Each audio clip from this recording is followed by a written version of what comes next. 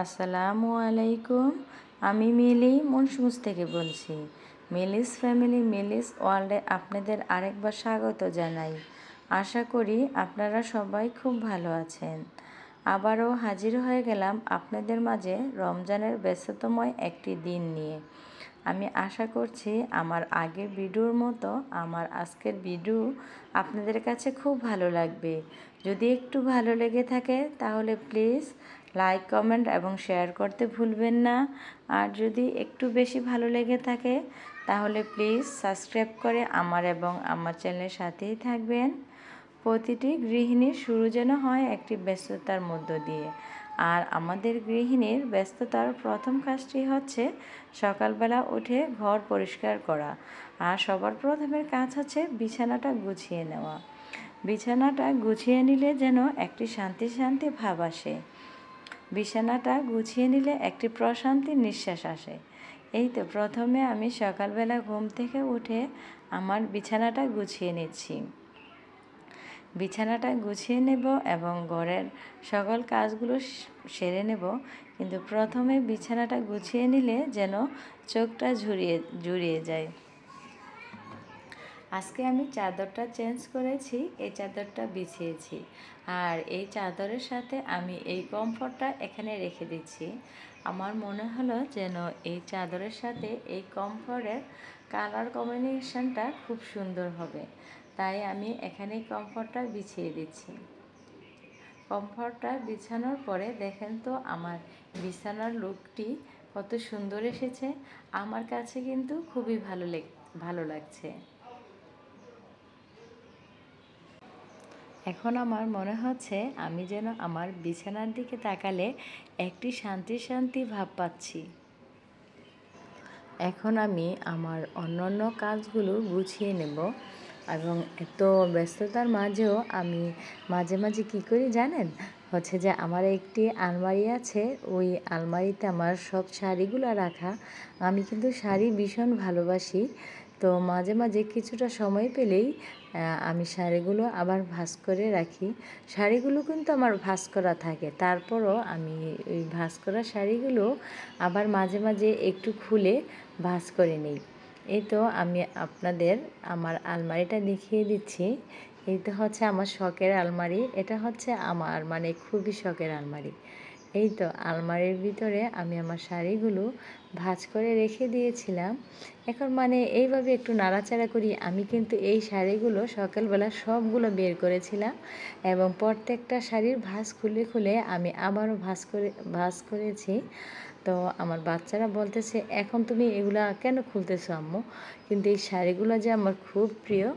এই তো আমার আলমারির আরেক পাটে আমি কিছু শাড়ি রেখেছিলাম। এই তো এই শাড়িগুলা এই পাটে আমি আমার যে শাড়িগুলো রেখেছিলাম এই সবগুলো শাড়িতে কিন্তু আমার লেস বসানো। আমি লেস বসানো মানে এরকম ঝুমকা শাড়িগুলো আমি এক পাশে রেখেছি, আর হচ্ছে আমি প্লেন শাড়িগুলো আরেক পাশে রেখেছি। আর সবগুলো শাড়ি কিন্তু আমার খুবই প্রিয়। এই যে সবুজ শাড়ি, হলুদ শাড়ি, রেড কালার শাড়ি, মানে আমি বলতে পারবো না যে কোন শাড়িগুলো আমার প্রিয় বা কোনটা অপ্রিয়। আমি কিন্তু শাড়ি খুব ভীষণ ভালোবাসি। শাড়িগুলো নাড়াচাড়া করতে করতে সময় হয়ে গেল যেন ইফতারি, দিয়ে দিল জোহরের আজান। এখন গোসল সেরে নামাজ টামাজ পড়ে চলে আসলাম রান্না করার জন্য। আমাদের গৃহিণীদের কিন্তু মানে সব কাজেরই তাড়া থাকে, কারণ এখন রোজার মাস, ইফতারের সময় হয়ে আসবে। ঠিক সময়ে তো পরিবারের সবার জন্য ইফতারি তৈরি করতে হবে, তাই তাড়াহুড়া করে রেডি হয়ে নামাজ টামাজ পরে এখন চলে আসলাম রান্না করার জন্য। আজকে আমি ইফতারিতে তৈরি করব ডিম পোলাও, সাথে কিন্তু ভাজা পোড়া বুট অবশ্যই থাকবে, কিন্তু এভাবে আজকে ইচ্ছে করলো যে ইফতারিতে ডিম পোলাও রান্না করি। ডিম পোলাও রান্না করার জন্য প্রথমে আমি এখানে আলুগুলোকে একটু ভালো করে ভেজে নিলাম। আলুগুলোকে ভেজে নিলে খেতে খুবই ভালো লাগে, কারণ এখন তো নতুন আলু কিন্তু হালকা একটু ভাজলেই বা ভাপ দিলেই আলুগুলো সিদ্ধ হয়ে যায়। আর এই তো এভাবে ব্যস্ততার মাঝে দিন চলছে। আর রান্না করতে আসলে কীভাবে যেন সময়টা পার হয়ে যায় বুঝতেই পারি না। আমি কিন্তু প্রতিদিন 3টার সময় রান্না শুরু করি, মানে তারপরও মানে ইফতারে যখন সময় হয়ে আসে সব কাজগুলো যেন দৌড়িয়ে দৌড়িয়ে করতে হয়। আর তখন বাচ্চাদেরকে খুব ডাকাডাকি করি, তোমরা আসো আমার কাজে কিছু সাহায্য করো। কাউকে বলি যে তোমরা একটু শরবত গুলিয়ে দাও, কাউকে বলি যে তোমরা একটু খেজুরগুলো ধুয়ে টেবিলে দিয়ে দাও, বা কাউকে বলি যে সব ফলগুলা নিয়ে আসো আমি কেটে দিচ্ছি। মানে কিভাবে যেন সময়টা কেটে যায় বুঝতেই পারি না। আর এই দিক দিয়ে যেন দেখতে দেখতে আমাদের মাস থেকে রহমতের বরকতের দিনগুলো চলে যাচ্ছে, আর কিভাবে যেন রোজাগুলো পার হয়ে যাচ্ছে আমি বুঝতেই পারছি না। রোজাগুলো যেমন একদিক থেকে দ্রুতভাবে চলে যাচ্ছে, আর আরেক দিক দিয়ে কিন্তু আনন্দের দিনটা খুবই ঘনিয়ে আসছে। আর আমার বাচ্চারা প্রতিদিনই রোজাগুলো কাউন্ট করে রাখছে আর জিজ্ঞাসা করতেছে যে আম্মু ঈদের মার্কেট কবে করে দিবা, ঈদের মার্কেট মানে কখন করে দিবা। তো ব্যস্ততার কারণে এখন পর্যন্ত ঈদের মার্কেটটা করা হয়নি। আর এইদিকে বাচ্চারা মানে ঈদে কী কী কেনাকাটা করবে সেই জন্য ওরা নিজেদের মতো করে একটি লিস্ট বানিয়ে নিচ্ছে।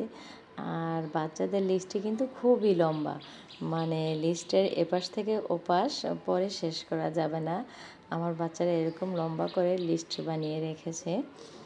এই তো রোজাগুলো খুব সুন্দরভাবে এবং আনন্দের মধ্য দিয়েই আমাদের রোজাগুলো কেটে গেল। আল্লাহর কাছে লাখ লাখ শুকরিয়া যেন আল্লাহ তাআলা এইভাবে আমাদের প্রতিটি দিন কাটিয়ে নেয়। আল্লাহ তাআলার কাছে আর কিছু চাওয়ার নেই। এই তো এখন আমার ডিমের কারিটা প্রায় হয়ে এসেছে। এই পর্যায়ে আমি এখানে অ্যাড করে দেব গুঁড়া দুধ। আমি এখানে 3 টেবিল চামচ পরিমাণ গুঁড়া দুধ গরম পানিতে গুলিয়ে তারপরে এই ডিমের কারিতে দিয়ে দিচ্ছি। এখন নাড়াচাড়া করে 2 মিনিটের মতো ফুটালেই তৈরি হয়ে গেল আমার এই ডিমের কারিটা। এই ডিমের কারিটা শুধু পোলাওতে নয়, আপনাদের রুটি দিয়েও খেতে খুবই ভালো লাগে।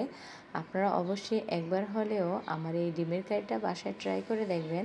দেখবেন যে নতুন আলু দিয়ে এই ডিমের কারিটা রান্না করলে রুটি দিয়ে খেতেও খুব মজার হয়। আর অবশ্যই আপনারা এই রান্নাতে গুঁড়া দুধটা ব্যবহার করবেন। লিকুইড দুধ ব্যবহার করতে যাবেন না, মানে হচ্ছে যে গরুর দুধ। কেননা গরুর দুধ ঠিকঠাক মতন ব্যবহার করতে না পারলে কিন্তু গরুর দুধটা ফেটে ছানা হয়ে যাবে, তাহলে এগ কারির এই আসল টেস্টটা পাওয়া যাবে না। এগ কারিটা রান্না হয়ে গেছে, এখন আমি এই এগ কারির জন্য এখানে পোলাওটাও রান্না করে নিচ্ছি। আমি একটু তাড়াতাড়ি করে রান্নাটা শেষ করতে চাচ্ছি।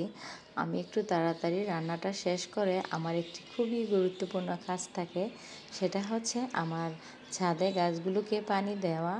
আর ভীষণ রৌদ্রের কারণে কিন্তু আমার ছাদের গাছগুলো শুকিয়ে যাচ্ছে, তাই আমি সবসময় চেষ্টা করি একটু তাড়াতাড়ি রান্না টান্নাটা সেরে হাতে 30 মিনিটের মতো সময় রেখে তারপরে গাছগুলোর একটু যত্ন নেওয়ার, গাছগুলোতে একটু পানি দেওয়া।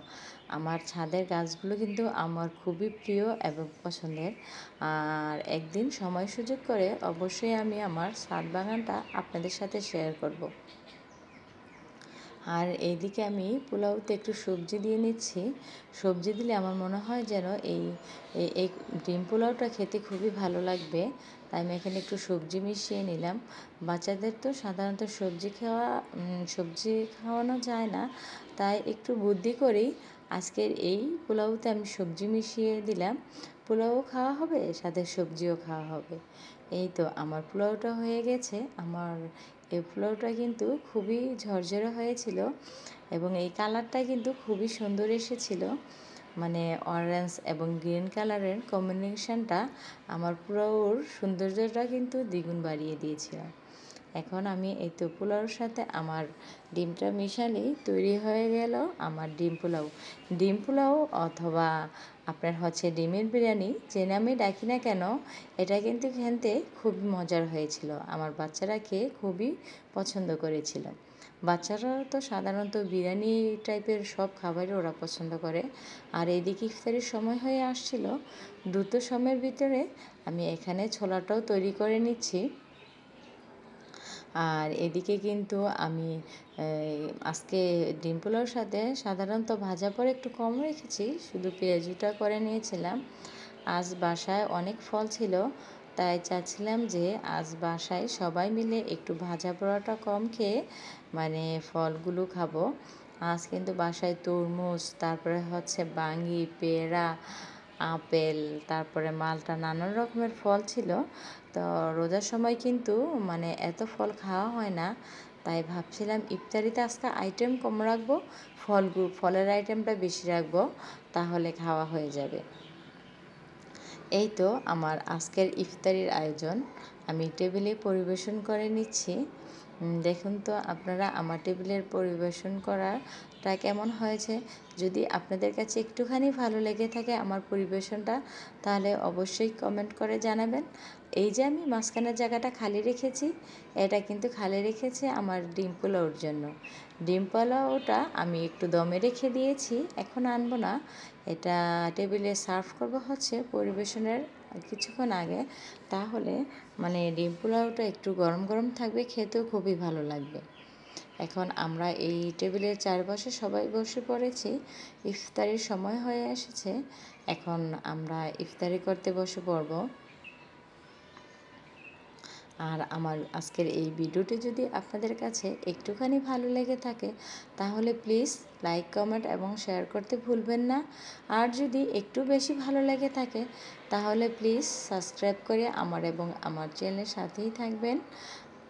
আর আল্লাহর কাছে সবসময় চাই এভাবে যেন আমাদের প্রতিটি রমজানের ইফতার সম্পূর্ণ হয়, কমপ্লিট হয়। বিদায় নিচ্ছি, আল্লাহ হাফেজ। এখন ইফতারির সময় হলো, ইফতারি করতে বসবো। আপনারা সবাই আমার জন্য দোয়া করবেন। আসসালামু আলাইকুম।